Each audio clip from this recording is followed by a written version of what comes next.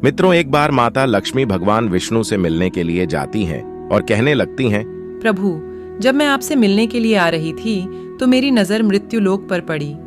वहां पर मैंने देखा 3 स्त्रियां जो आपस में सहेली थीं, उनमें से 2 स्त्रियां विधवा होकर के दुखी जीवन जी रही थीं, जबकि एक स्त्री सुहागन होकर के अपने पति के साथ सुखी जीवन जी रही थी। प्रभु, ये बात मेरी समझ में नहीं आ रही है, इसलिए मेरे मन में 3 प्रश्न उठने लगे। अब मैं आपसे यह चाहती हूँ कि आप मेरे तीनों प्रश्नों का उत्तर देकर मुझे संतुष्ट करने की कृपा करें। दोस्तों, इस प्रकार से माता लक्ष्मी की बात को सुनकर के भगवान विष्णु कहते हैं, हे लक्ष्मी, तुम अपना तीनों प्रश्न मुझे बताओ। मैं तुम्हारे तीनों प्रश्नों का उत्तर देकर के तुम्हें संतुष्ट करने का प्रयास करूंगा। अब माता लक्ष्मी कहती हैं, प्रभु, मेरा पहला प्रश्न है, कौन सी स्त्री समय से पहले विधवा हो जाती है? मेरा दूसरा प्रश्न है, कौन सी स्त्री को जीवन में कभी भी सुख नहीं मिलता? और मेरा तीसरा प्रश्न है, कौन सी चीज ऐसी है जो एक पत्नी अपने पति को मांगने पर भी नहीं देती? दोस्तों, इस प्रकार से माता लक्ष्मी के प्रश्न को सुन करके भगवान विष्णु कहने लगे, तुम जिन स्त्रियों की बात कर रही हो, उनमें से 2 स्त्रियां विधवा होकर अपना दुखी जीवन जी रही हैं। वहीं पर एक स्त्री सुहागन होकर के अपने पति के साथ सुखी जीवन जी रही है। तुम जानना चाहती हो आखिरकार ऐसा क्यों है? तो मैं तुम्हें एक छोटी सी कहानी सुनाता हूं। इस कहानी को बहुत ही ध्यान से सुनना। आधी अधूरी कहानी सुनने वाले को आधा अधूरा ही ज्ञान प्राप्त होता है, जो जीवन में कभी काम नहीं आता, क्योंकि तुम्हारे तीनों प्रश्नों का उत्तर यही छोटी सी कहानी में समाये हुए हैं। अगर तुम इस कहानी को पूरी ध्यान से सुन लोगी तो इसी कहानी में तुम्हारे तीनों प्रश्नों का उत्तर मिल जाएगा और तुम्हें संतुष्टि प्राप्ति होगी। दोस्तों, माता लक्ष्मी कहती हैं, प्रभु, मैं आपके बात से सहमत हूँ। आप कहानी शुरू करिए। मैं कहानी को पूरी मन से सुनूंगी, और जब तक आप कहानी कहेंगे तब तक मेरा मन किसी दूसरे स्थान पर नहीं जाएगा। भगवान विष्णु कहते हैं, हे लक्ष्मी, सबसे पहले मैं तुम्हें उस स्त्री की कहानी सुनाता हूं जो सुहागन बन करके सुखी जीवन जी रही है। जिस सुहागन स्त्री की तुम बात कर रही हो, वह स्त्री एक राजा के नौकर की पत्नी है, और जिस नौकर की वह पत्नी है, उस नौकर को अपने पत्नी पर पूर्ण विश्वास और भरोसा है कि वह पतिव्रता है। अब देखो, एक दिन की बात है, उस राजा के नौकर ने अपने पत्नी की प्रशंसा इतनी की कि यह बात धीरे धीरे फैलते हुए राजा तक पहुंच गई।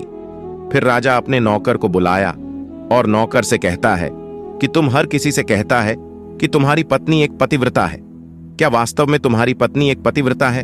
क्या आपको पूर्ण विश्वास है? इस प्रकार से राजा की बात को सुनकर के नौकर कहने लगा, महाराज, मुझे पूरा विश्वास है, मेरी अपनी एक प्रतिबद्ध नारी है। ये बात सुनकर के राजा के महामंत्री कहने लगता है, यदि मैं तुम्हारे पत्नी का पतिव्रता धर्म खंडित कर दूं तो तुझे क्या सजा मिलना चाहिए? फिर नौकर ने कहा, महामंत्री जी, यदि तुम मेरी पत्नी का पतिव्रत धर्म खंडित कर देते हो तो तुम मुझे फांसी लगा देना। और राजा से भी नौकर कहता है, महाराज, यदि यह मेरी पत्नी का पतिव्रत धर्म खंडित नहीं कर पाए तो इनको क्या सजा मिलना चाहिए? तो राजा ने कहा, मंत्री को भी फांसी की सजा दी जाएगी। फिर भगवान विष्णु लक्ष्मी से कहते हैं, लक्ष्मी, मंत्री ने स्वीकार कर लिया। और मंत्री नौकर से पूछा, क्या वस्तु लाऊं कि जिससे तू यह मान सके कि मैं तुम्हारी पत्नी का पतिव्रत धर्म खंडित कर दिया हूं? तो नौकर ने कहा, मंत्री, यदि तुम मेरे घर जाकर मेरे विवाह के समय एक पटका मिला था और एक कतार मिली थी, वह मेरी पत्नी ने बहुत ही संभाल कर रखी है, जो सुहाग की निशानी मानी जाती है। अगर तुम पटका और कतार लाकर मुझे दिखा दो, तब मैं मान जाऊंगा कि तुमने मेरी पत्नी का पतिव्रत धर्म खंडित कर दिया है।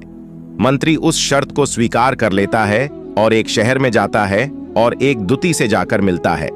वह दुती हमेशा एक दूसरे से भिड़ने का काम करती थी, और जो काम कोई नहीं कर पाता था, वह काम दुती करने में पूरी तरह से सक्षम थी।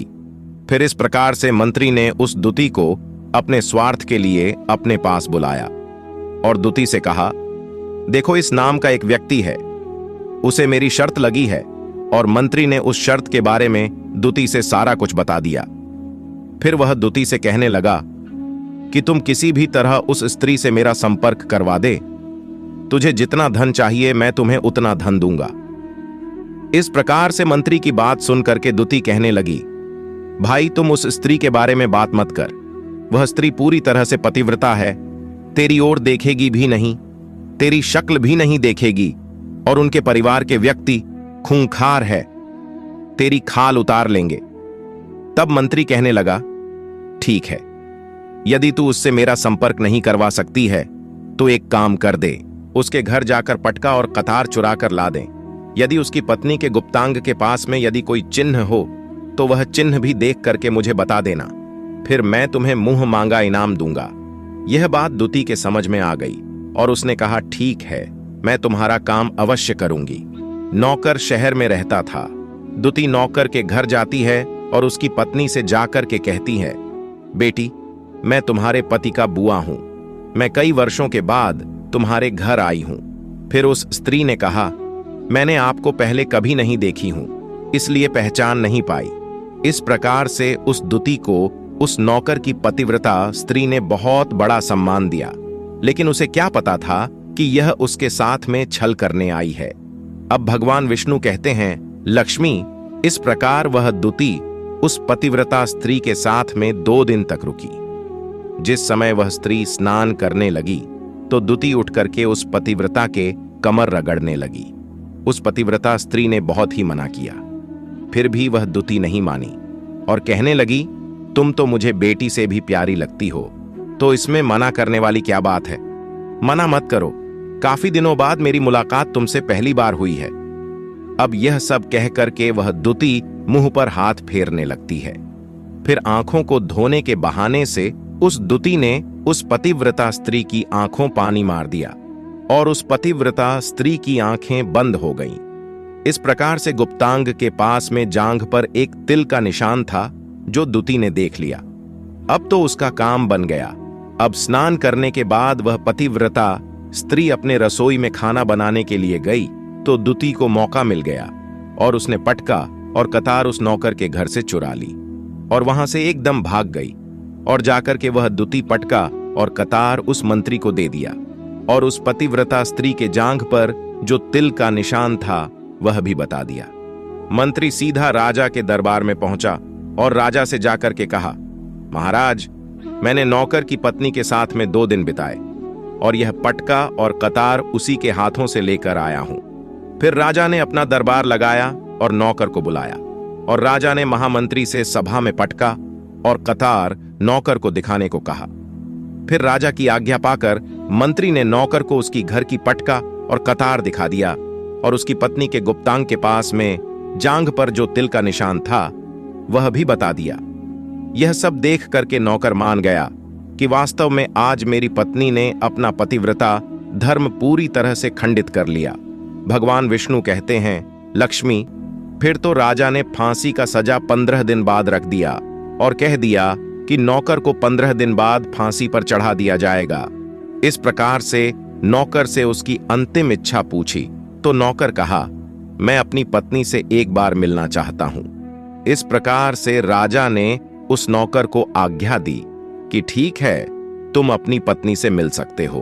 फिर नौकर अपने घर गया और अपनी पत्नी से कहा कि तुमने मेरे साथ बहुत बड़ा विश्वासघात की है।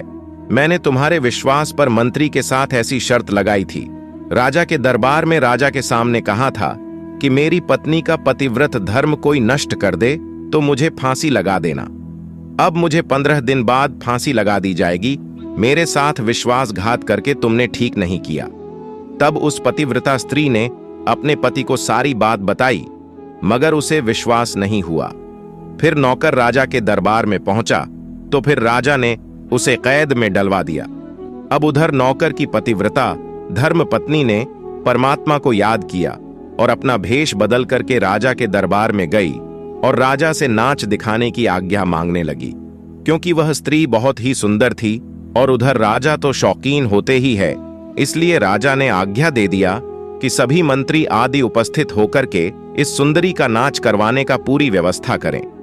भगवान विष्णु कहते हैं, लक्ष्मी, फिर तो सब मंत्री महामंत्री राजा आदि दरबार में उपस्थित हुए और फिर उस नौकर की धर्मपत्नी ने जब नाचना शुरू किया तो राजा को उस स्त्री का नाच बहुत ही पसंद आया और फिर राजा ने कहा, तुम मुझसे क्या मांगना चाहती हो? तुम मुझसे जो भी मांगोगी मैं तुम्हें वही दूंगा। फिर उस नौकर की पतिव्रता स्त्री ने कहा, महाराज, आपके सभा में मेरा एक चोर है जिसने मेरे कुछ रुपया लिए थे लेकिन आज तक नहीं दिए हैं। उसे फांसी की सजा दे दीजिए। राजा कहता है कि ठीक है, बताओ मेरे दरबार में तुम्हारा चोर कौन सा है, उसका नाम क्या है, मैं उसको फांसी का सजा अवश्य दूंगा। फिर उस नौकर की पतिव्रता स्त्री ने कहा, महाराज, आपका महामंत्री ही मेरा चोर है, आप इनको फांसी का सजा अवश्य दें। अब उधर जैसे ही महामंत्री ने सुना कि यह सुंदरी मुझे अपना चोर बता रही है तो मंत्री कहने लगा, महाराज, मैं कसम खाकर कहता हूं, मैं इसका कभी कुछ नहीं चुराया हूं। मैं इसको आज तक कभी देखा भी नहीं हूं, तो मैं इसका चोरी कैसे कर सकता हूं? मैं आज तक इसका शक्ल भी नहीं देखा हूं। अब भगवान विष्णु कहते हैं, लक्ष्मी जैसे ही मंत्री ने कहा कि मैं सुंदरी की आज तक शक्ल ही नहीं देखा हूं, तो वह सुंदरी कहने लगी, महाराज, यह मंत्री मुझे जानता नहीं है, तो आप इससे यह पूछो यह पटका और कतार कहां से लाया था। मैं उस नौकर की पत्नी हूं जो आपके यहां नौकर का काम करता है, और आप मेरे निर्दोष पति को फांसी देने वाले हैं। अब मैं आपको पूरी दास्तान सुनाती हूं। यह जो आपका मंत्री है, इसने मेरे पास में अपनी एक दुती को भेज करके मेरी जांघ के तिल का पता लगाया, और उसी ने यह पटका और कतार चुरा करके इसे लाकर दिया। और आपके मंत्री के द्वारा भेजी गई दुती जब मेरे घर पर आई थी तो उसने मुझसे कहा था कि वह मेरे पति का बुआ है, और वह पहली बार आई है, इसीलिए मैं उसको पहचान नहीं सकी। और महाराज, इस तरह से मैंने उस स्त्री को अपने यहां बहुत ही आदर सम्मान किया और अपने घर पर उसको ठहरने की व्यवस्था की। और इस प्रकार से उस नौकर की पतिव्रता स्त्री की बात को सुनकर के राजा ने दुती को बुलाया। फिर उस दुती में राजा को सारी सच्चाई बता दी, जिससे राजा ने उस नौकर को रिहा कर दिया और मंत्री को फांसी पर चढ़ा दिया। भगवान विष्णु कहते हैं, लक्ष्मी इस प्रकार से उस नौकर की पतिव्रता स्त्री ने अंत में राजा से कहा, महाराज, मैं अपने पति से बहुत प्यार करती हूं, मैं एक चरित्रवान स्त्री हूं, कभी भी मैं अपने पति का नाम तक भी अपने मुंह से नहीं लिया हूं। भगवान विष्णु कहते हैं, लक्ष्मी, मेरी कहानी पूरी होती है, अब तुम अपने तीनों प्रश्नों का उत्तर सुनो।